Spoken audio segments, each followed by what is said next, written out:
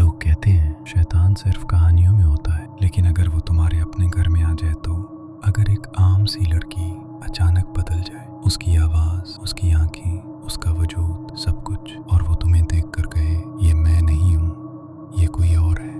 उस रात जब एक बाप ने अपनी बेटी को बचाने की कोशिश की, उसे ये एहसास हुआ कि वो किसी बीमारी से नहीं बल्कि एक ऐसी ताकत से लड़ रहा है जो इंसान की नहीं बल्कि जहन्नम की है। कहानी शुरू होती है एक आम से शहर से, जहाँ एक बाप अपनी बेटी के साथ खुशी से जिंदगी गुजार रहा था। एक दिन उसकी बेटी अपनी दोस्त के साथ जंगल के करीब खेलने गई, लेकिन वो दोनों अचानक कई घंटों तक गायब रहीं। जब वो वापस आई तो वो बिल्कुल नॉर्मल लग रही थी, लेकिन कुछ दिनों बाद सब कुछ बदलने लगा।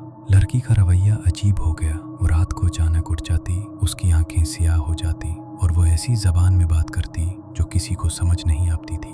घर का माहौल खौफनाक होता गया। चीजें खुद ब खुद हरकत करने लगी, दीवारों पर साए नजर आने लगे और लड़की की आवाज बदलकर किसी और की हो गई, जैसे उसके अंदर कोई और बोल रहा हो।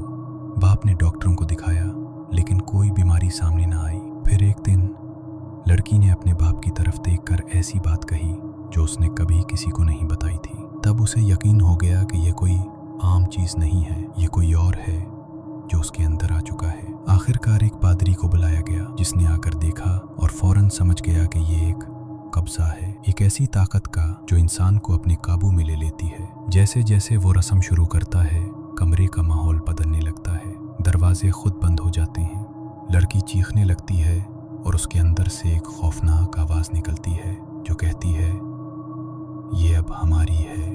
बाप बेबसी से देख रहा होता है, लेकिन वो हार मानने को तैयार नहीं होता।